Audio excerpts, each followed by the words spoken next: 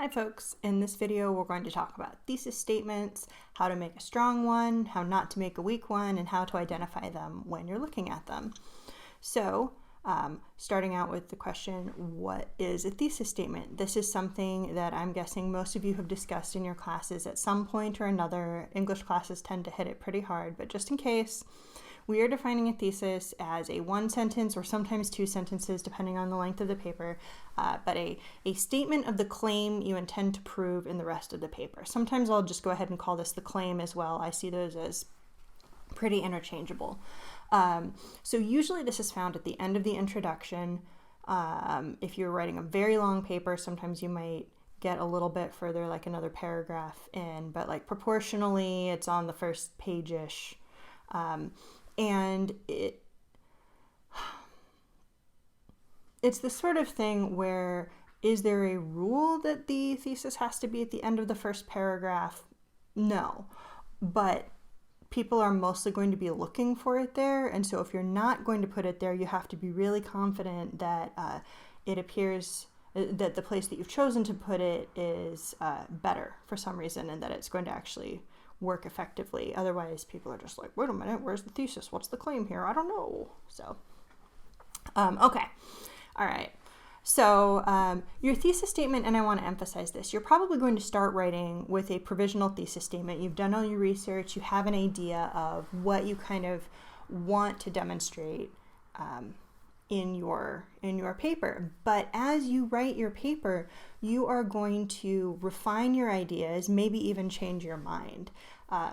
There is a process that people call writing to learn, and this is the idea that as you write, you actually develop new insights. It's not that the insights are in your brain and then you just transpose them onto the page, but the process of writing them down changes what you think. And so the thesis that you have at the very beginning is going to be probably different from the thesis that you have, or the argument that you're making by the time you're done writing the paper. Now here's a problem, is that usually people write the whole paper, they get to this point, they finally arrive at the thing that they're trying to say, and then they stop. They're tired, they've been working on this, they started it the day before it was due, and it's due in an hour, and they just sort of like type out a conclusion and they turn it in. But what has actually happened a lot of the time is it took you the whole paper to finally get to the exact argument that you're trying to make. One of the things that is really good about giving yourself a little more time to work on your paper is that you can then take that argument that you've arrived at the end of your paper, bump it up, turn it into your thesis statement, and then sort of massage everything that comes after it to be stronger and more in line with what you're actually arguing. This doesn't mean that once you get to the bottom, to the end, you have to start over necessarily, but you want to stick it up there and then sort of look through and make sure that everything is actually working toward that point. This was something that one of my professors told me when I was in college, this thing that I'm just talking about.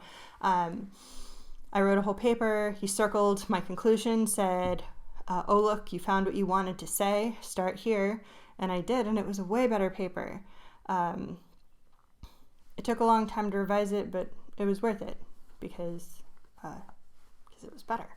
Anyway, but even in the beginning, you want to make sure that you're working with a thesis that's going to be strong. So what does a strong thesis statement look like? The biggest thing, and I know I've said this to you before, the biggest thing about a strong thesis statement is specificity. It should answer a very specific question or respond to a very specific exigence. The more specific your thesis is, the easier it is to answer it because the clearer your parameters are. If you just say such and such a thing is bad, what does bad mean? You have to define what bad means. You end up making just like long lists of reasons why such and such a thing is bad, and all of it ends up skimming the surface really superficially. It is actually far easier to write a paper with a specific thesis statement than with one that's vague. Often I find that when students are struggling and when they're frustrated with the papers that they're writing, it's because they aren't trying to talk about something that's specific enough. So your thesis statement, you want that to be as specific as possible. And some of the ways that you do that is by not simply saying this is the case, but this is the case and therefore this is happening, or this is the case because of this. Adding a second half to your thesis that answers maybe the question how so or so what can really create a stronger direction for you to move in, or a clearer direction for you to move strongly into. So, answers a specific question, responds to a specific exigence. 2, a strong thesis statement takes a clear position. Try not to do things like there are both similarities and differences between these things. I mean, no kidding, right? There are similarities and differences between most things that are not identical. So somebody should read your thesis and understand what exactly it is that you're saying. It should be debatable. So not something that everybody already agrees on. It should point toward the organization of the paper. For instance, if there are 2 halves to your thesis, don't start with the second half when you're writing the paper. So there shouldn't be surprises there. And it should, as I said earlier, reflect the argument that is actually made in the paper, as opposed to an idea that you have that is then never addressed in the body. So that's 5 things toward a strong thesis statement. The counterpart to this is the weak thesis statement. So a weak thesis statement is vague. A weak thesis statement offers summary or facts or obvious truth instead of an argument. You can't have your thesis be that in March 2012, what year is it? In March 2020, Gettysburg College sent its students home for spring break and then told them they couldn't come back. That's a fact. That's not a thesis. You can't prove that, right? What, is somebody going to say, no, they didn't? Look at the facts. Look at the newspaper. It's just true. A weak thesis statement offers non-provable opinion or conjecture instead of an argument. If I tell you The Little Mermaid is my favorite Disney movie, and that's not a thesis because you can't say, no, it isn't. Okay, yes, it is. Not useful, right? A weak thesis statement is too broad or too complex for the length of the paper. Sometimes people have really great ideas for something that they want to argue or talk about, but they have the ideas for a 30-page paper, and I'm only asking them to write 8. So make sure that it's the right size for what you're doing. And a weak thesis statement sometimes uses meaningful sounding words but doesn't say anything. You should be able to explain exactly what your thesis statement means in plain language. And if you can't do that, then you probably need to think about what it is exactly you're trying to say.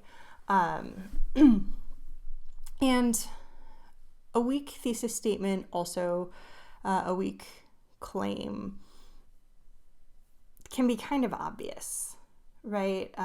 It's not that your thesis has to be something that nobody has ever thought of before. I mean, it's really cool if you do come to new insights. And I think that with the way that we've set up these projects in this class where you're doing original research, you actually do have the opportunity to come to original insights. But imagine somebody turning in a paper where they just say that people get into arguments on Twitter about gun control. That's probably pretty easy to prove, but okay, yeah, I agree. They get in fights on Twitter. Okay, all right. So what we're going to do now is I have some examples of thesis statements on similar topics. So I will read them out and put them on the screen. And normally we do this in class and we'd have a vote, but we don't have class. So you will just have to think your number in your head. So, all right, which is strongest? Number 1, teachers have the important job of educating our children and should be paid higher wages to reflect the importance of this task. Number 2, teachers make less money than most people think. Number 3, this paper will explore reasons why teachers across the country should be paid higher wages. And number 4, I think teachers are hard workers. Which of these is the strongest thesis?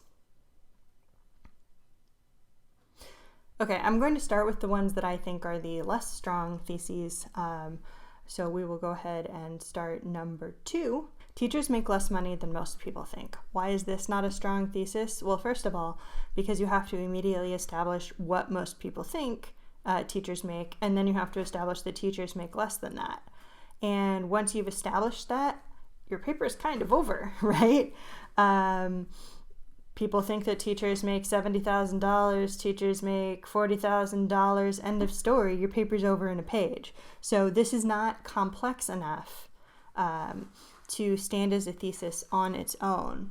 If you wanted to try and use this as a starting point for a thesis, you'd have to add something onto it that explains why that matters or what we do now. Thesis number 3, this paper will explore reasons why teachers across the country should be paid higher wages. In a long paper, this can sometimes be appropriate to do as you're sort of explaining what happens in your paper, but this is a statement of what to expect or a roadmap. This is not actually a thesis. This isn't a claim.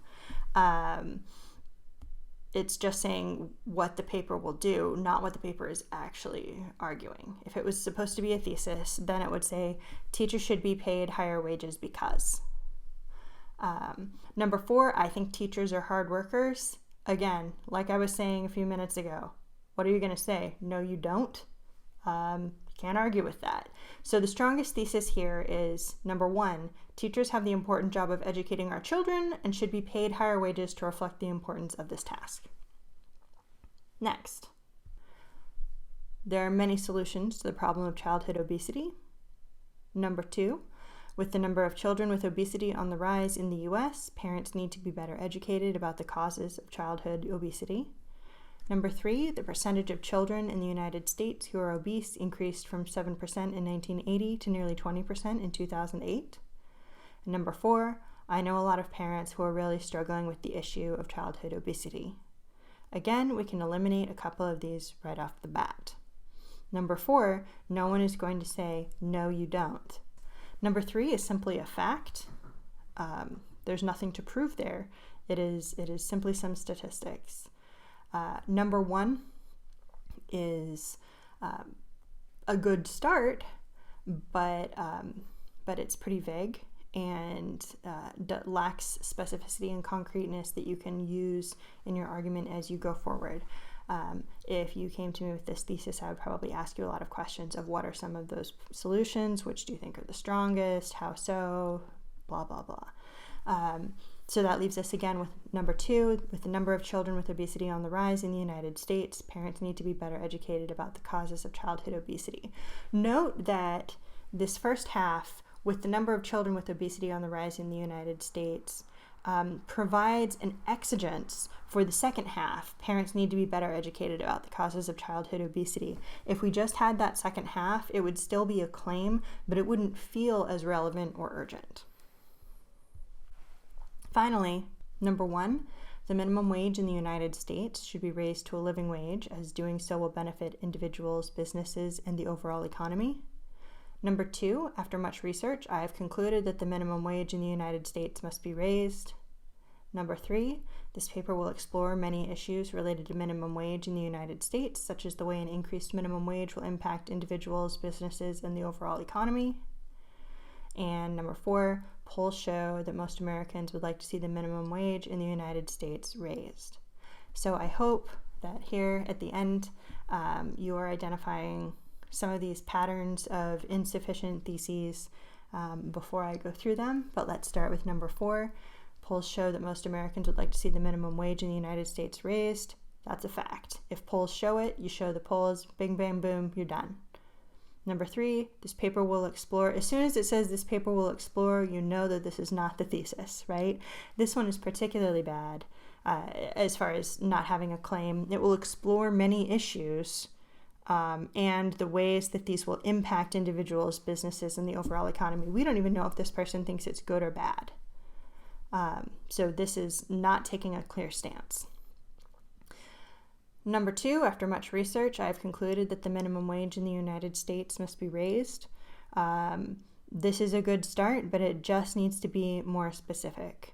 And that leaves us with number 1, the minimum wage in the United States should be raised to a living wage, as doing so will benefit individuals, businesses, and the overall economy. So I know this has been a bit of a long ride, and I'm sorry it's not as dynamic as it would be if we were in class and holding up fingers to vote. But I hope that looking at some of these examples and talking through them has been useful for you.